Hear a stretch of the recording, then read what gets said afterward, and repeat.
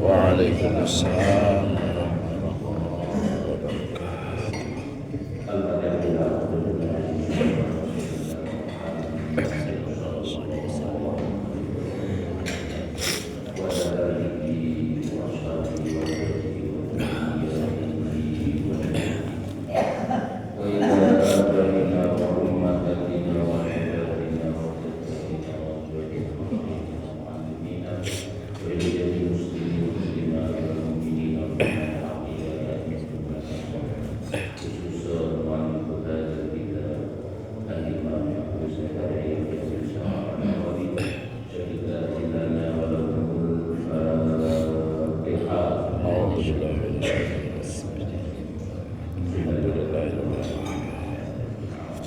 Ya Rahman,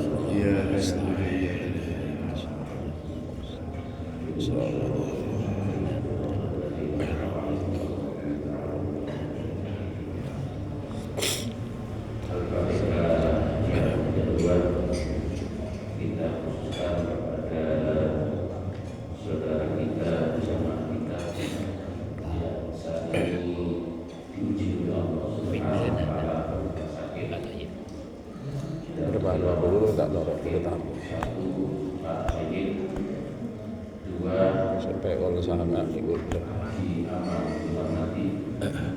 tiga pahlawan empat gubernur saja mudah-mudahan seluruh penyakitnya diangkat dan dihindarkan Allah Subhanahu wa taala, kesehatannya dikembalikan seperti semula sehingga dapat aktivitas dan beribadah. Ya Allah ya Rabb. Al-Fatihah. Bismillah. Alhamdulillah. Ya Allah.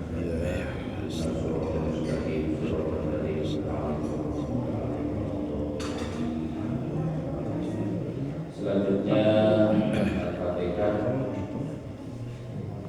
untuk menunjang kegiatan ini yang bersedekah.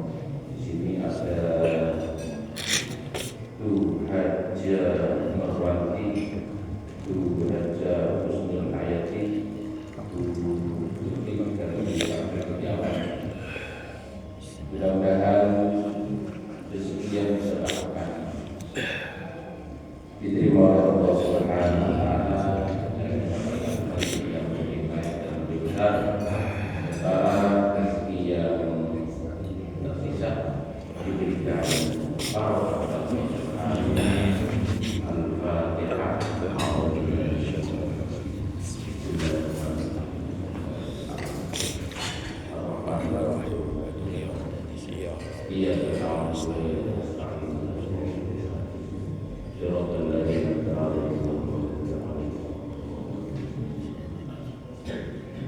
Bismillahirrahmanirrahim.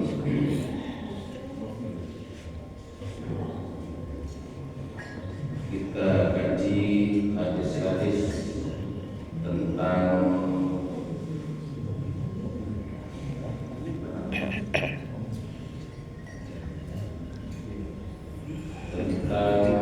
kita mengikuti ajaran baginda Rasulullah sallallahu alaihi wasallam.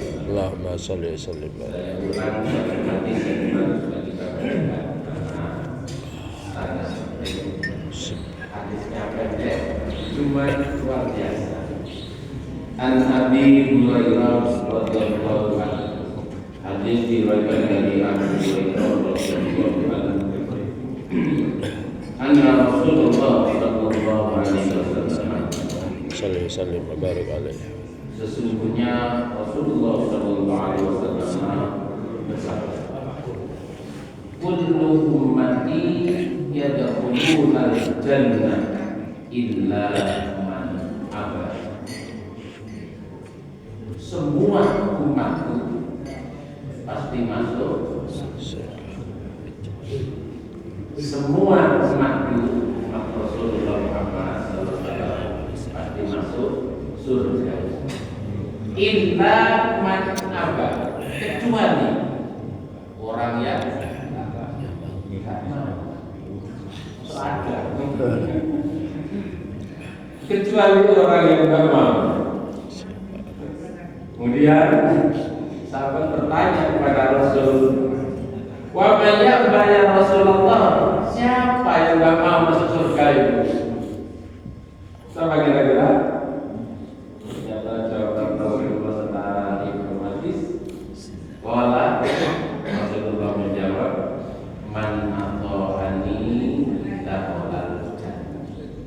Barang siapa yang taat tunduk mengikuti aku, dakhalal jannah, masuk.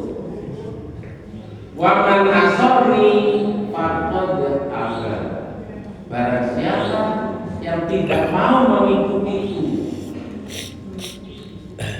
tidak mau apa yang diajarkan, apa yang dicontohkan oleh baginda Rasul, tidak mau, faqad aba, itu dia yang tidak mau masuk surga. Bahasanya begitu, bukan masuk neraka, enggak, tapi tidak mau masuk surga. Hadis rawahu Al-Bukhari, hadisnya sahih. Saya tambahkan ada hadis bagus riwayatnya Imam Muslim. Hadis diriwayatkan dari Rabi'ah bin Malik Al-Aslami. Rabi'ah ini nama orang laki-laki. Kalau sini Rabi'ah itu perempuan. Buktinya bin, ini bin. Rabi'ah bin Malik Al-Aslami. Qala Rasulullah sallallahu alaihi wasallam. Rasulullah sallallahu alaihi wasallam bersabda, ya Rabi'ah, sal. Wahai Rabi'ah, mintalah kamu. Rabi'ah ini diberikan sebuah kesempatan oleh Rasul. Ayo minta kamu, minta apa? Apa jawaban Rabi'ah? Fakultu. Rabi'ah menjawab, as'aluka murafataka fil jannah.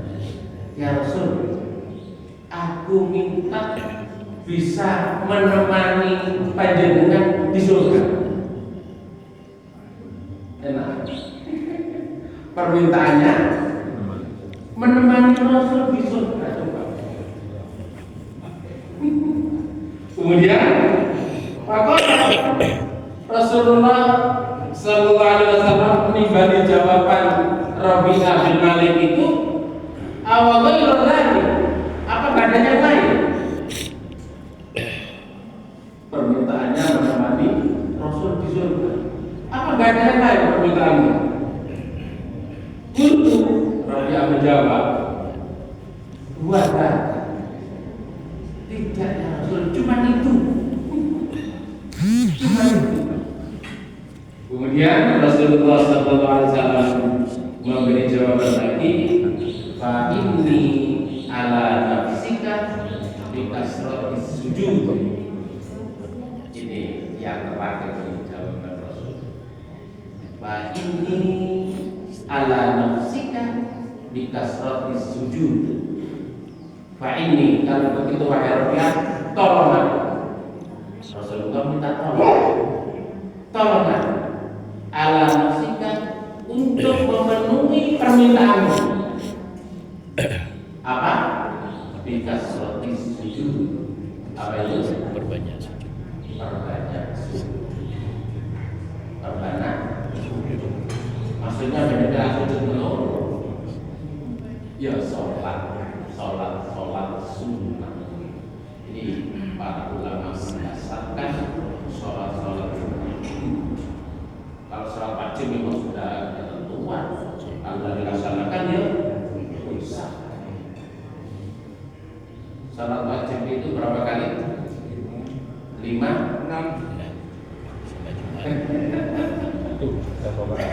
Kalau pertanyaannya sholat wajib berapa kali? Hanya 5. Kalau sholat wajib ada berapa? 6.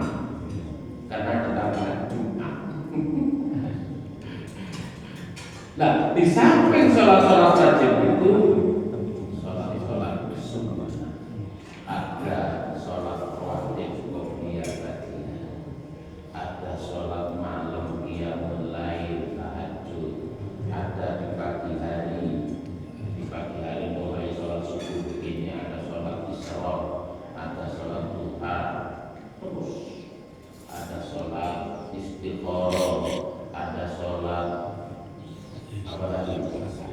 Tasbih, ada sholat apa lagi? Sholat hajar, ada sholat taubat.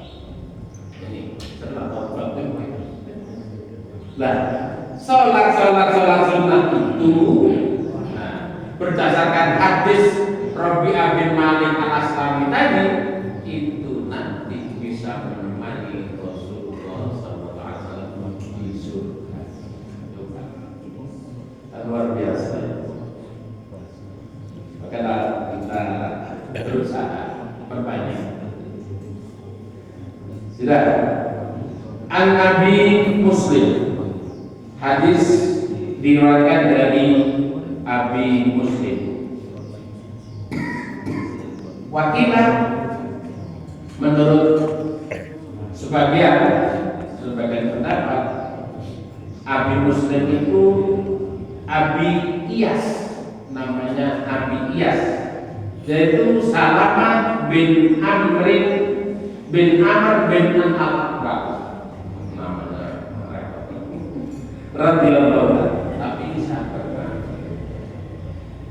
Anna rajulan akala inda Rasulillah sallallahu alaihi wasallam bishimali, ada seseorang yang ketika berada di samping Rasul, orang ini makan,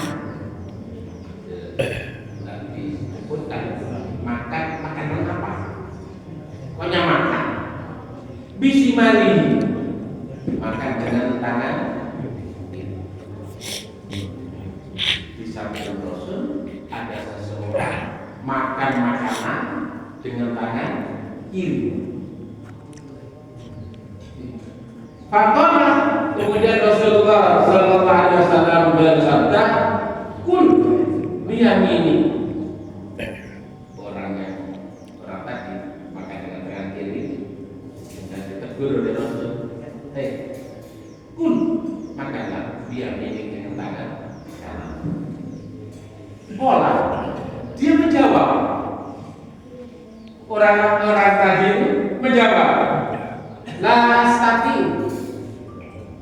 Tidak mampu. Disuruh makan dengan tangan kanan, jawabnya tidak mampu. Qala, Rasulullah sallallahu alaihi wasallam menjawab, "Lastata'ta ma mana'ahu illa al-kibr, fama rafa'aha ila i." Hadis riwayat Muslim. Kalau kau tidak mau, bahasanya kan tidak mau, disuruh makan dengan tangan kanan, menolak begitu tadi itu. Nah, kau selama tidak akan mampu.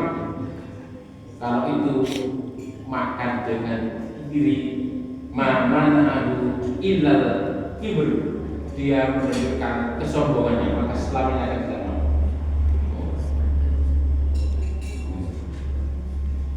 Jadi makan makanan termasuk minum yang dengan tangan kanan. Makanan tangan itu seperti es krim lagi. Sudah, lanjutkan lagi. Itu tentang makan.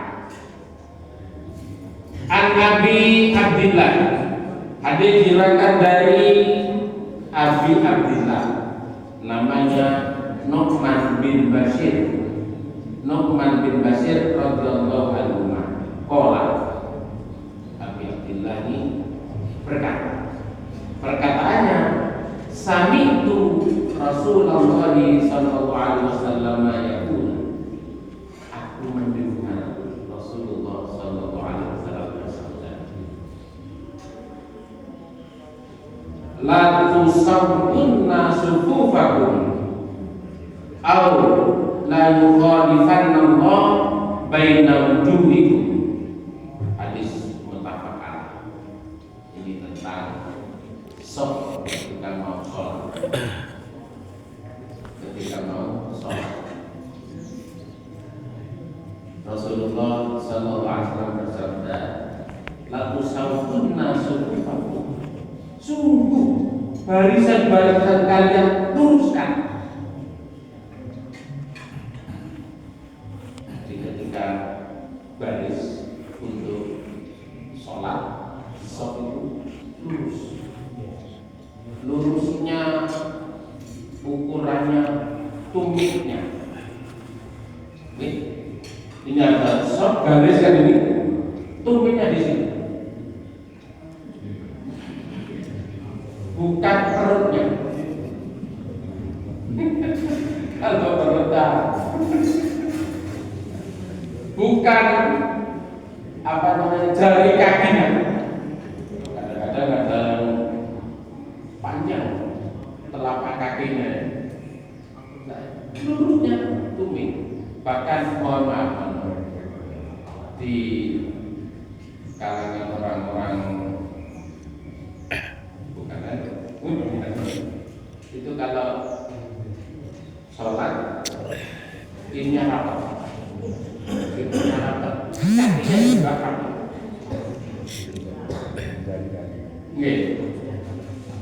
Ceritanya Gusmus, siapa Gusmus?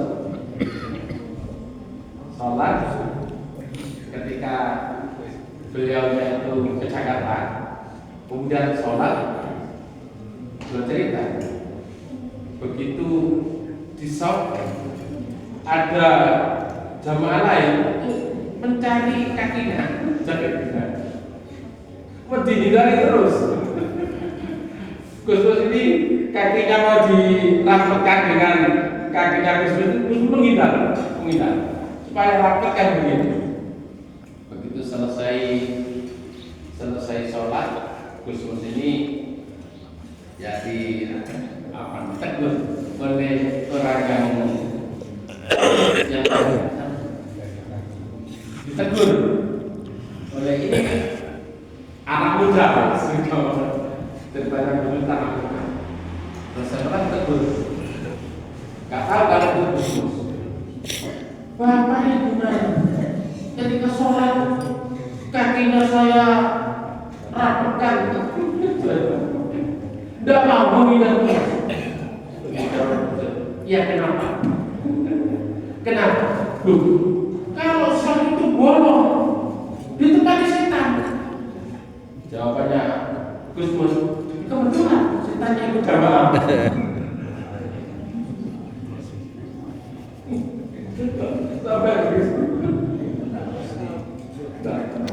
Memang perintahnya kan imam itu sebelum takbir kan memberi peringatan sawu sufufakum.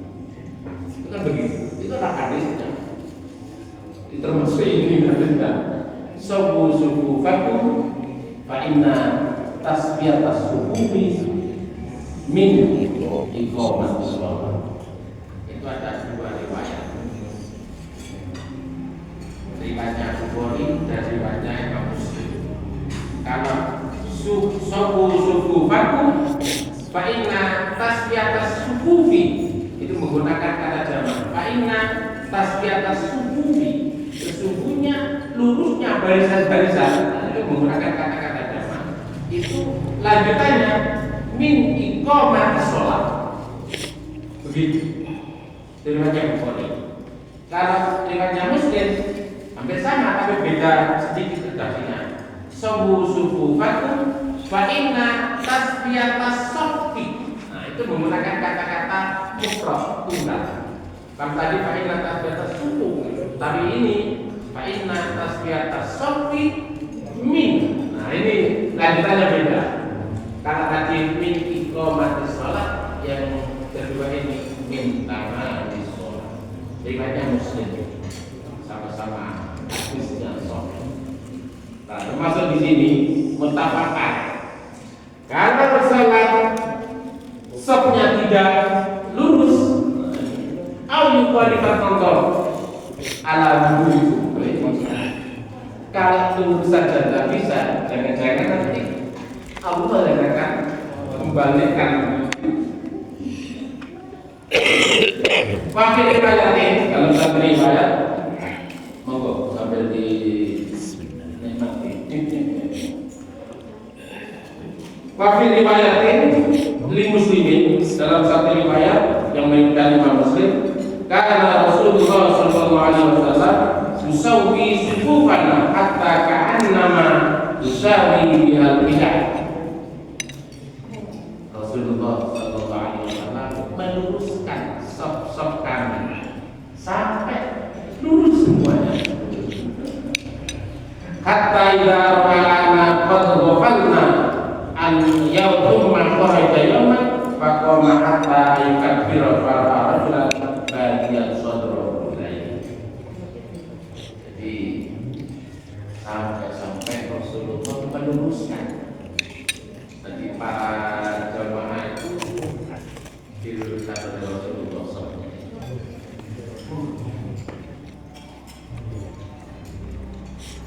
Jadi kalau kita sholat berjamaah, lurusnya sholat itu ada nilai tersendiri. Itu ya kita menanya kalau sholat berjamaah. Masuk masjid saja sudah baca doanya masjid, langsung niat iktikaf. Enggak apa-apa, sambil berjalan niat iktikaf boleh. Tidak harus berhenti, berdiri atau duduk niat iktikaf itu. Begitu masuk masjid, membaca doanya masuk masjid, baru masuk masjid. Alhamdulillah, dimuji waktahli abwa rahmati, itu doa masuk masjid. Begitu sudah masuk masjid, langsung niat iktikaf. Biar ada nilainya. Kalau kita masuk masjid berangkat menentok, nah diniati, ya kurang ada paling iktikaf. Kemudian sebelum duduk masuk masjid itu sholat dulu. Sholat apa kira-kira? Kalau waktunya ini agak panjang dengan komatnya, maka sholat tahiyatul masjid. Setelah tahiyatul masjid, kemudian sholat apa? Qobliyah. Begitu. Apalagi kalau qobliyah subuh, subhanallah qobliyah subuh. Kalau mepet masuk masjid yang pikiran sudah itu sudah sholat aja, tidak usah panjang-panjang, yang ringan-ringan, sholat qobliyah. Sholat qobliyah kalau waktunya mepet. Atau ini satu kali sholat diniati dua, boleh.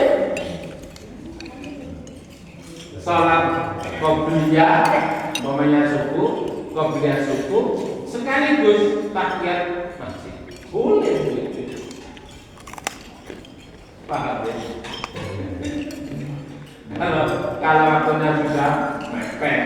Nah sebenarnya ini yang kearifan ulama-ulama kita, mohon maaf, kan setelah ada itu kan salat sunnah berdinakan ya, salat sunnah itu ada dikiran. Apa itu dikiran itu?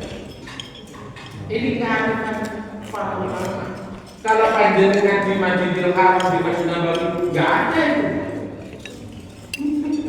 Nggak ada. Kenapa? Ya karena di sana itu jamaah nunggu sholat.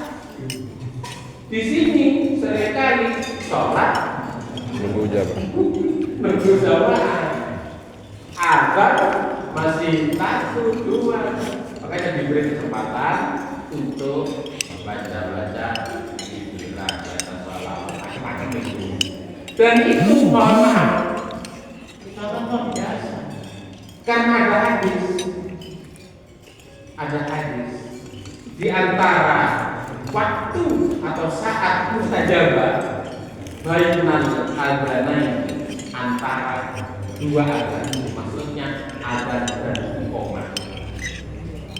Itu saat-saat mustajabah. Jadi begitu selesai adzan, dikira itu rata-rata kan doa, ya kan? Amitna ala dinil Islam. Itu dalam pikiran tadi Pak Sutrisno itu kan begitu. Amitna itu apa? Ya Allah, amitna, matikan kami ala dinil Islam, tetap dalam memegang agama Islam. Itu kan biasa. Terus sholawatan, itu doa-doa. Dan kalau ini di kesempatan setelah adzan sampai dengan iqamah, itu merupakan saat-saat mustajabah, maka doa sangat bagus. Atau mungkin panjenengan punya kita sendiri, tapi sebelum kalau sudah pikirannya agak panjang, kalau menurut kita ini sudah ada batasannya, ada waktu tersendiri yang membatasi. Kalau sholatnya sholat subuh agak panjang, berapa menit? 10 menit. 10 menit ya? 10 menit. Kalau sholat selain subuh 5 menit.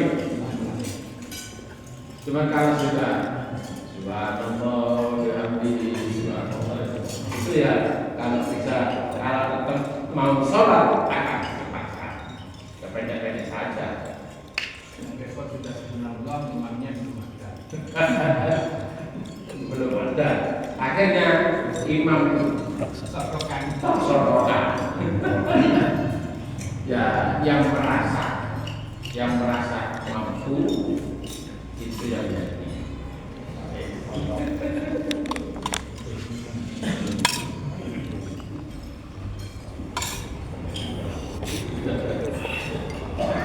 Sudah sampai di sini dulu. Apa yang perlu disampaikan? Monggo. Oke, Pak Haji Sarono. Assalamualaikum. Waalaikumsalam.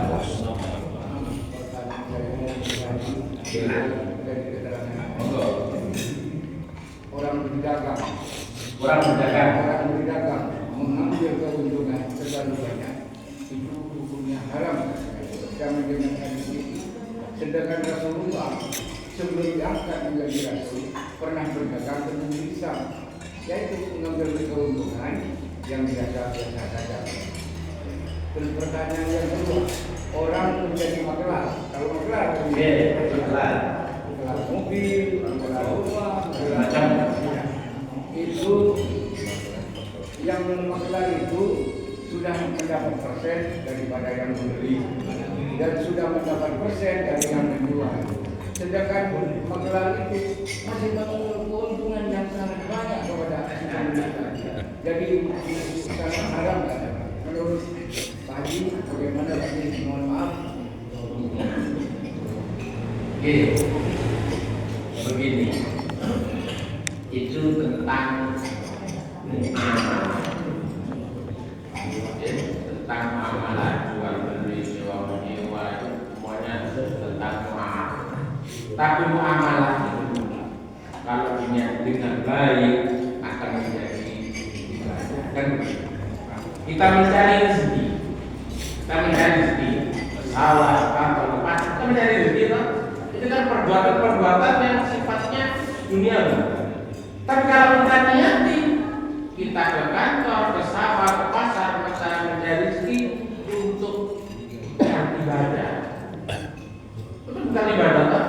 Untuk memberi nafkah anak, istri dan keluarga, maka kita mencari rezeki itu perbuatan. niatnya berpahala, dan itu termasuk ibadah. Makanya kalau kita mohon maaf, kita berangkat ke pasar, berangkat ke kantor, berangkat ke sawah, niati. Jadi mau berangkat ke niati. Bisa berangkat untuk mencari rezeki. Itu ibadah. Sudah niatnya. Nah, dalam muamalah yang tidak boleh merugikan orang lain. Prinsip merugikan orang lain. Walaupun kayaknya menerima, tapi dalam hati kecilnya gerundel. Apa gerundel? Kembangso. Prinsip dan sebenarnya semua muamalah kita apa saja kalau itu sampai di orang lain atau membuat orang lain tidak. Sebenarnya diatur di dalam fikih Islam muamalah makelar ya memang kalau merujuk kepada Rasulullah ketika sebelum menikah dengan Khadijah, Rasulullah itu kan memperdagangkan hartanya Khadijah. Ini Rasulullah mulai umur 12 tahun memperdagangkan bisnis lah namanya begitu. Sampai umur 25 tahun lah kan menikah dengan Khadijah umur 25. Ini berjalan bisnis, mohon maaf.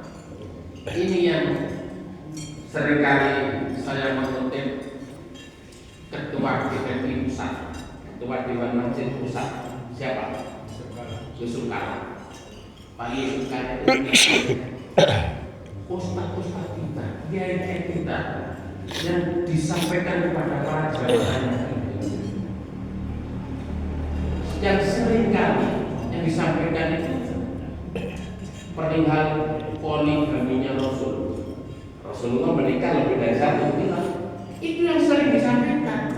Padahal yang lama dikerjakan oleh Rasul sebelum jadi Nabi itu bisnis. Kenapa nggak disampaikan bisnisnya? Yang disampaikan nikah 1, 2, 3, 4 sehingga kiainya juga nikah. Ini mohon maaf, ini saya mengikuti saya diundang ke Surabaya, di sana ada Pak JK menyampaikan tentang kemasjidan ini. Jadi sekarang ini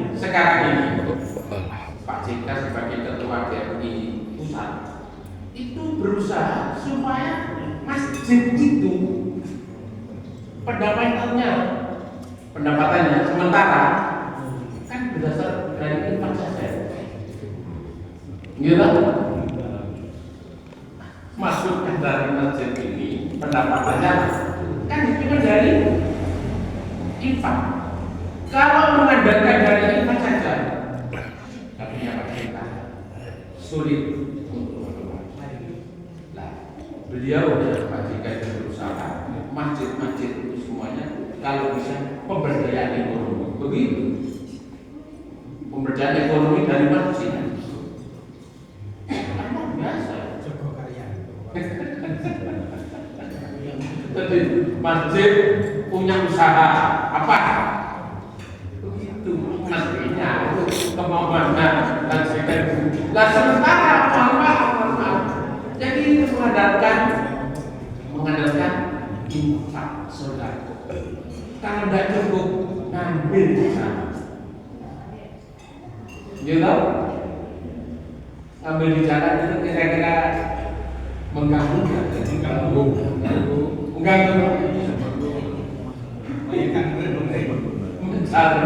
Mencari infak sedekah tapi tengah jalan. Mohon maaf, itu yang ada di Jawa Timur ini. Probolinggo ke timur. Kalau Rasulullah ke sana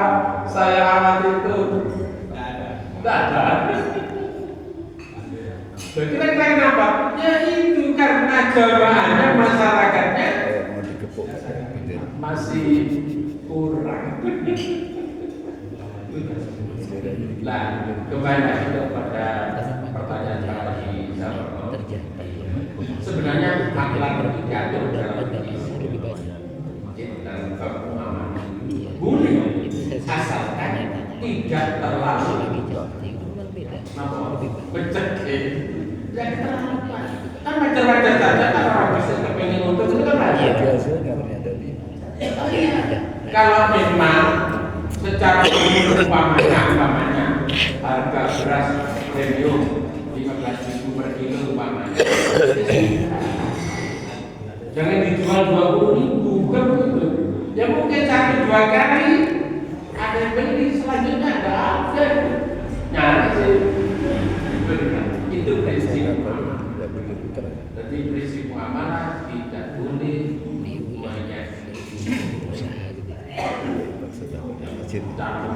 luas.